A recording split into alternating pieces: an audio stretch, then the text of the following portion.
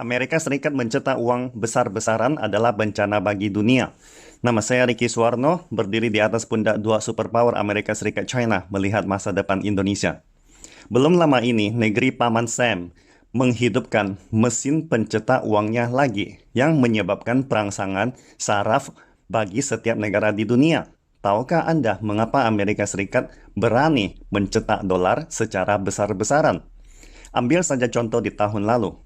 Dolar yang sekarang beredar di dunia telah melampaui total kombinasi dari 5 kali krisis ekonomi dunia, di mana krisis ini semuanya berasal dari Amerika Serikat sendiri. Setelah Presiden baru Joe Biden naik panggung, beliau langsung tampil dengan rencana pencetakan dolar yang dibagi atas 2 tahap. Bayangkan, pencetakan dolar 2 ini dapat menutupi krisis ekonomi Amerika Serikat pasca Perang Dunia Kedua sebanyak 2 kali. Semakin banyak dolar yang dicetak, semakin besar konsekuensi dan bencana bagi dunia. Karena begitu sistem moneter dan sistem manufaktur melebihi batas toleransi, maka akan menyebabkan keruntuhan sistemik suatu negara. Contoh paling menonjol adalah negara Zimbabwe. Alasan mengapa Amerika Serikat sangat percaya diri adalah karena dolar Amerika Serikat adalah mata uang keras global. Menurut statistik, ada 62% mata uang dalam cadangan bank sentral berbentuk dolar Amerika. Bisa dikatakan bahwa dolar Amerika adalah paspor dunia keuangan. Anda bisa pergi kemanapun dengan membawa dolar. Paman Sam memasuki tahap pencetakan dolar secara besar-besaran di tahun 2018. Sebelumnya hal ini juga terjadi di tahun 2008. Namun pada tahun 2018 Amerika telah mempercepat kenikmatannya mencetak uang. Peredaran dolar yang dicetak telah melampaui lebih dari 25% pendapatan domestik brutonya. Bisa Anda bayangkan betapa mengerikan. Just FYI, PDB Amerika di tahun 2020 adalah 20,9 triliun dolar. Pertanyaannya sekarang, mengapa Amerika mencetak dolar secara tak terkendali? Ini semua terkait dengan ekonomi dan teknologi global. Untuk mengatasi setiap krisis ekonomi, inovasi adalah obatnya. Misalnya dalam revolusi industri pertama, kedua, dan ketiga, hanya inovasi teknologi baru bisa menembus kemacetan ekonomi yang mengarah pada era pembangunan baru. Namun setelah krisis 2008, tidak ada kemajuan ilmiah baru yang ditemukan di dunia. Kontradiksi sosial menjadi semakin intensif dan populisme meningkat pesat. Oleh karena itu, terpilihlah Presiden Donald Trump, Brexit, perang dagang Amerika Serikat China, dan sebagainya. Untuk mengatasi masalah ini, Paman Sam selalu menggunakan senjata ampuhnya, yaitu mencetak dolar secara gila-gilaan. Apakah Amerika Serikat tidak takut dolar Amerika akan merusak sistemnya sendiri? Atau apakah negara superpower ini lagi menjalankan suatu catur besar? Pada bulan Maret 2018 yang lalu, Presiden Donald Trump meluncurkan perang dagang terhadap China karena China dianggap telah menantang dan membahayakan posisinya sebagai penguasa dunia. Dalam melawan China, tidak pernah ada sekalipun sejarah Partai Republik dan Partai Demokrat bersatu sebelumnya. Bangkitnya China dianggap sebagai musuh potensial nomor 1 dunia. Namun, catur besar yang dimainkan Donald Trump terpaksa berhenti di tengah jalan karena kekalahannya dalam Pilpres melawan Biden.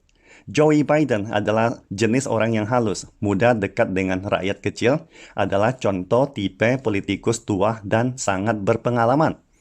Penampilan dan pembawaannya tidak sekasar Donald Trump. Namun, siapapun Presiden Amerika, mereka tidak akan memperbolehkan ada negara manapun yang boleh menantang dan menyalipnya. Mereka akan menggunakan segala macam cara untuk memblokir atau memusnahkan lawan, kata Presiden Rusia Vladimir Putin dalam suatu wawancara pers dekade yang lalu.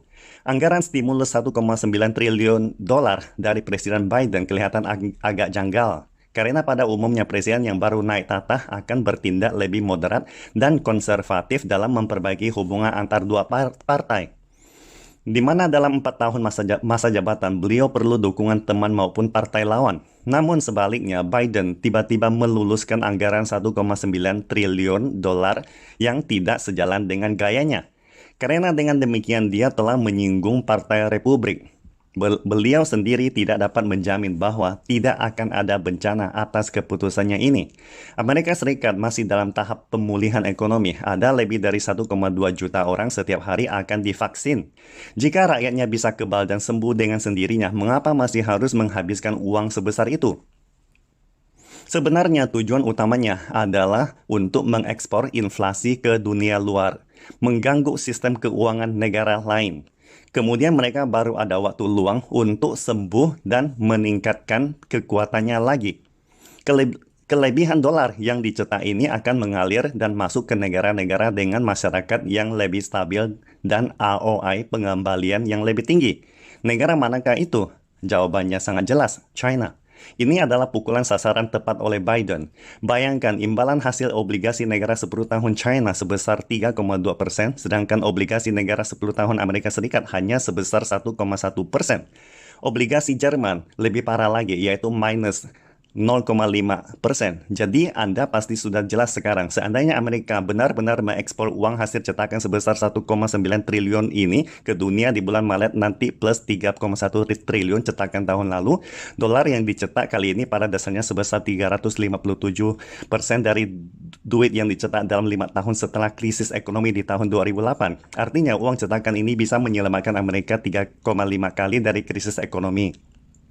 Bagaimana akibatnya uang sebesar itu bisa bila mengalir masuk ke Indonesia atau ke negara manapun termasuk China? Kenyataannya, Chinese yuan terapresiasi sebesar 6,12% dan semuanya terjadi pada paruh kedua tahun lalu. Pada tahun 1985, Amerika juga menggunakan cara yang sama terhadap Jepang. Jepang dipaksa untuk menandatangani perjanjian Plaza Accord yang membuat perekonomian Jepang tidak pernah bertumbuh lagi selama hampir 40 tahun. Akibatnya, ekonomi Jepang anjlok. Yen Jepang naik drastis, termasuk bisnis propertinya. Ini adalah perang tanpa bubuk mesiu. Masuknya jumlah besar dolar Amerika akan mendorong nilai tukar rupiah, sehingga menghancurkan perdagangan ekspor Indonesia sesudah pandemi. Karena harga yang kalah bersaing dengan negara lainnya. Uang panas ini juga akan menaikkan harga properti domestik sehingga semakin banyak rakyat kita tidak mampu membeli rumah, sampai akhirnya menghancurkan tabungan swasta, mengurangi daya konsumsi hingga nol, dan menghancurkan permintaan dan sirkulasi ekonomi domestik Indonesia. Modal asing yang dipanen dari gelembung ini akan meninggalkan bencana pada negara kita. Mungkin cara ini jauh lebih hebat dari Trump, lebih profesional, lebih terorganisir, seperti air hangat memasak kata. Jadi, bagaimana cara Indonesia mengatasi bencana ini?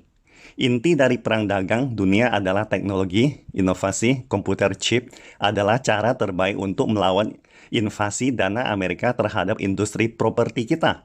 Di samping itu, bangkitnya teknologi baru memerlukan pendanaan di pasar saham. Kita boleh menyambut uang panas dari Amerika, tetapi mereka harus berpartisipasi dalam konstruksi teknologi Indonesia dan berbagi risikonya bersama-sama. Bila berhasil, bisa saling berbagi dividen. Bila gagal, dana Amerika juga harus menanggung risiko bersama. Semoga bencana yang terjadi atas diri Jepang, perjanjian Plaza Accord, tidak akan terjadi di Indonesia. Pastikan Anda subscribe dan follow akun ini supaya senantiasa mendapatkan info terbaru tentang teknologi terkini AI berkaitan. Salam Indonesia Maju!